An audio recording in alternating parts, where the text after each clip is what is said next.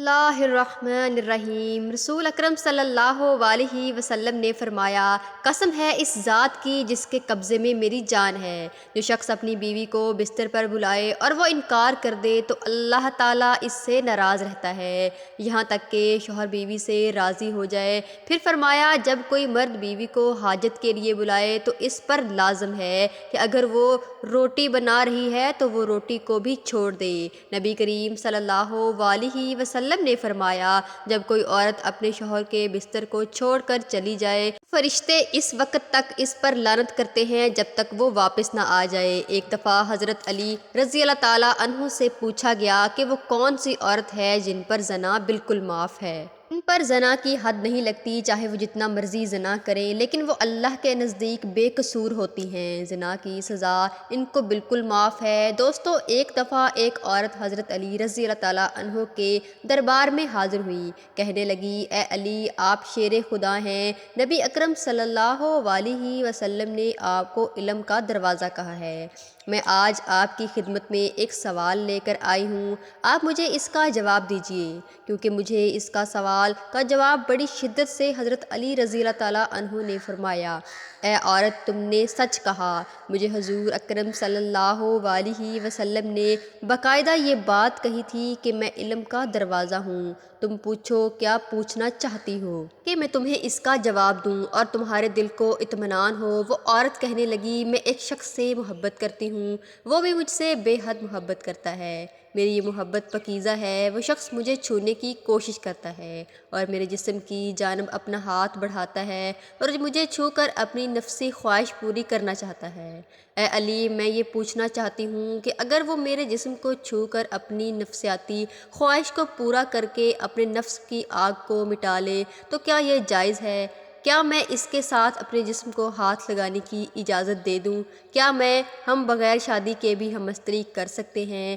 حضرت علی رضی اللہ تعالیٰ عنہ سے یہ سوال پوچھا گیا۔ حضرت علی رضی اللہ تعالیٰ عنہ نے فرمایا، محبت وہ ہوتی ہے جس میں ایک انسان دوسرے انسان کی عزت کرے، ادب محبت کا پہلا مرتبہ ہے۔ اگر کوئی آدمی دوسرے کی عزت اور احترام کرتا ہے تو سمجھ جاؤ وہ اس سے محبت کرتا ہے۔ اگر تم سے محبت کا دعویٰ کرنے والا تمہیں چھونا چاہتا ہے اور تم سے اپنی جسمانی خواہش کو پورا کر کے نفس کی آگ مٹانا چاہتا ہے تو اس میں مفاد کا رشتہ ہے، اس میں محبت کا دور دور تک نام و نشان نہیں۔ حضرت علی رضی اللہ تعالیٰ عنہ کی بارگاہ میں ایک فقیر حاضر ہوتا ہے۔ یہ فقیر کئی دنوں کا بھوکا تھا۔ آپ رضی اللہ تعالیٰ عنہ سے عرض کرنے لگا، میں کئی دنوں کا بھوکا ہوں، لہٰذا مجھے کھانے کے لیے کچھ دیا جائے۔ حضرت علی رضی اللہ تعالیٰ عنہ نے اپنے بیٹے کو گھر سے پوچھنے کے لیے بھیجا کہ گھر میں کچھ کھانے کے لیے ہے یا کہ نہیں۔ وہ بچہ گھر جا کر اپنی والدہ سے کہتا ہے تو والدہ جواب دیتی ہے کہ گھر میں صرف 5 درہم موجود ہیں۔ یہ بچہ واپس آ کر حضرت علی رضی اللہ تعالیٰ عنہ کو بتاتا ہے کہ گھر میں صرف 5 درہم موجود ہیں۔ حضرت علی رضی اللہ تعالیٰ عنہ فرماتے ہیں کہ گھر میں جا کر اپنی والدہ سے وہ 5 درہم لے آؤ، اس فقیر کو دے دو۔ یہ بچہ گھر جا کر وہ درہم لے آتا ہے۔ والدہ کہتی ہے کہ اپنے والد کو بتا دینا کہ گھر میں کھانے کے لیے کچھ بھی نہیں ہے۔ یہ بچہ وہ 5 درہم فقیر کو دے دیتا ہے اور والدہ سے آ کر کہتا ہے، والد نے کہا ہے کہ گھر میں کھانے کو کچھ بھی نہیں۔ حضرت علی رضی اللہ تعالیٰ عنہ وہاں سے نکلتے ہیں تاکہ کھانے کا انتظام کیا جائے۔ حضرت علی رضی اللہ تعالیٰ عنہ باہر دیکھتے ہیں تو ایک یہودی اونٹ بیچ رہا تھا۔ حضرت علی رضی اللہ تعالیٰ عنہ اس کے قریب جا کر اس سے پوچھتے ہیں کہ اس کی کیا قیمت ہے؟ وہ یہودی کہنے لگا، اگر آپ آج ہی اس کی قیمت ادا کرو گے تو اس کی قیمت 100 درہم ہے، لیکن اگر اس کی قیمت 6 روز بعد ادا کرو گے تو اس کی قیمت 140 درہم ہوگی۔ اس کے جواب میں حضرت علی رضی اللہ تعالیٰ عنہ نے فرمایا، میرے پاس اتنی رقم تو نہیں ہے، لہٰذا میں تمہیں 6 روز بعد اس کی قیمت ادا کروں گا، اس لیے تم پہ اونٹ مجھے 140 درہم میں دے دو۔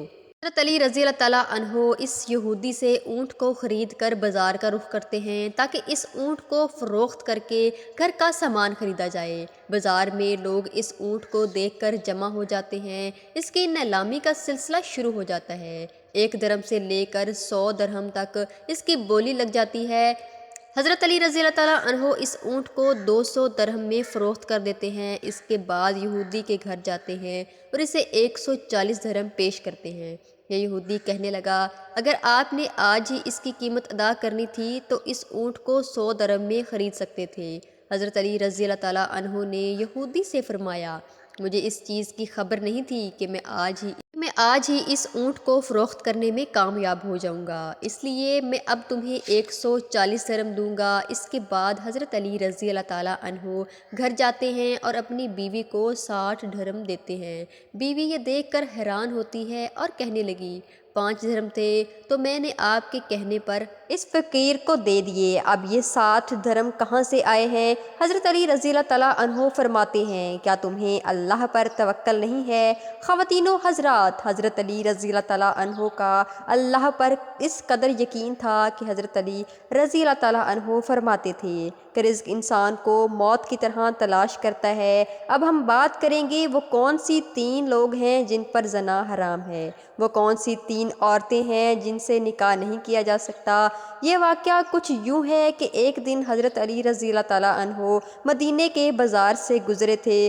حضرت علی رضی اللہ تعالیٰ عنہ نے دیکھا کہ چند لوگ ایک عورت کو گھسیٹتے ہوئے لے جا رہے تھے۔ وہ عورت چیخو پکار کر رہی تھی۔ جب حضرت علی رضی اللہ تعالیٰ عنہ نے اس کو دیکھا، آپ رضی اللہ تعالیٰ عنہ نے اس لوگوں سے پوچھا، اس عورت نے ایسا کیا جرم کیا جو تم اسے عورت کو گھسیٹ کر لے جا رہے ہو؟ ان لوگوں نے حضرت علی رضی اللہ تعالیٰ عنہ سے کہا کہ اس عورت نے بدکاری یعنی زنا کیا ہے، جبکہ حضرت علی رضی اللہ تعالیٰ عنہ نے حکم دیا کہ اس عورت کو سنسار کر دیا جائے۔ جب حضرت علی رضی اللہ تعالیٰ عنہ نے ان لوگوں کے منہ سے یہ بات سنی تو آپ رضی اللہ تعالیٰ عنہ نے اس عورت کو ان کے ہاتھوں سے چھین لیا، فرمانے لگے، اب تم یہاں سے چلے جاؤ، کوئی بھی آدمی اس عورت کو سنسار نہیں کر سکتا۔ علی رضی اللہ تعالیٰ عنہ کو غصے میں دیکھتے ہی وہ لوگ وہاں سے چلے گئے۔ یہ لوگ حضرت عمر رضی اللہ تعالیٰ عنہ کے پاس پہنچے اور انہیں سارا معاملہ بتایا کہ حضرت علی رضی اللہ تعالیٰ عنہ نے اس کو سنسار کرنے سے روک دیا،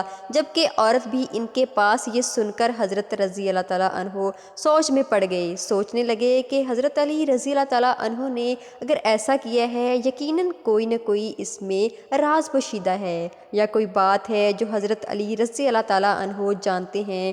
حضرت عمر رضی اللہ تعالیٰ عنہ جانتے تھے نبی اکرم صلی اللہ علیہ وسلم نے آپ کو علم کا دروازہ کہا ہے، انہیں یقین تھا اس کی کوئی نہ کوئی وجہ ہے۔ حضرت عمر رضی اللہ تعالیٰ عنہ نے اپنے غلام کو بھیجا کہ حضرت علی رضی اللہ تعالیٰ عنہ کو بلا کر لائیں۔ غلام حضرت علی رضی اللہ تعالیٰ عنہ کو بلا کر لایا۔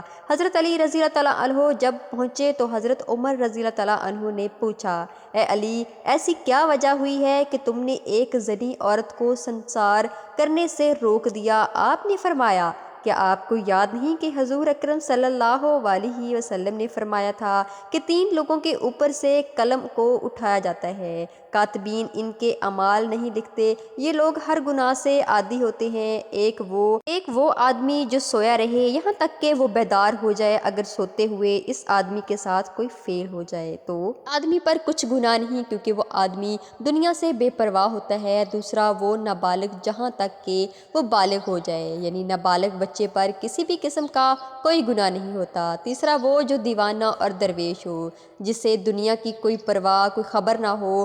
حضرت عمر رضی اللہ تعالیٰ عنہ نے کہا، اے علی، مجھے یاد آ گیا، بے شک آپ ٹھیک کہہ رہے ہیں۔ اس کے جواب میں حضرت علی رضی اللہ تعالیٰ عنہ نے کہا، اے امیر المومنین، اس عورت کو کبھی کبھی پاگل پن کے دورے پڑتے ہیں، وہ اپنے ہوش کھو بیٹھتی ہے، ہو سکتا ہے جس آدمی نے اس کے ساتھ زنا کیا ہے اس نے اس عورت کو دیوانے پن کا فائدہ اٹھایا ہو۔ یہ سن کر حضرت عمر رضی اللہ تعالیٰ عنہ نے اس عورت کو رہا کرنے کا حکم دیا۔ علماء کرام کے مطابق اس عورت سے نکاح کرنا جائز نہیں جو زنی ہو۔ اللہ تعالیٰ نے حضرت علی رضی اللہ تعالیٰ عنہ کو انتہا کی ذہانت سے نوازا تھا۔